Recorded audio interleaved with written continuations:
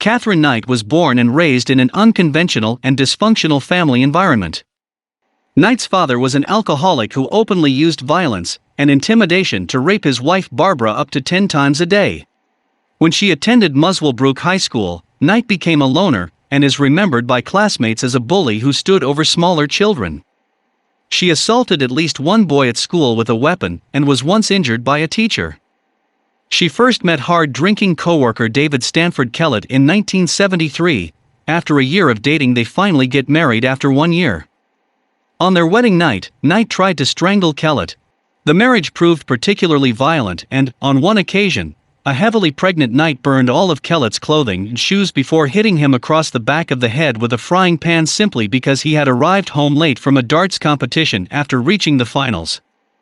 In May 1976, shortly after the birth of their first child, Melissa and Kellett left her for another woman and moved to Queensland. John Charles Thomas Price, born on April 4, 1955, was the father of 3 children when Knight had an affair with him. Price was well aware of Knight's violent reputation as she moved into his house in 1995.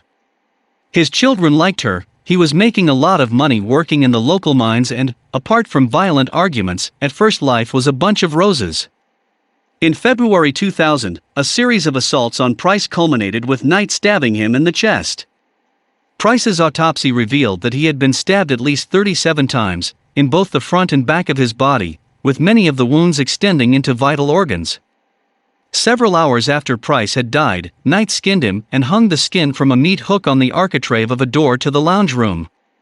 She then decapitated Price and cooked parts of his body, serving up the meat with baked potato, pumpkin, beetroot, zucchini, cabbage, yellow squash and gravy in 2 settings at the dinner table, along with notes beside each plate, each having the name of one of Price's children on it. She was preparing to serve his body parts to his children. Katherine Mary Knight is the first Australian woman to be sentenced to life imprisonment without parole.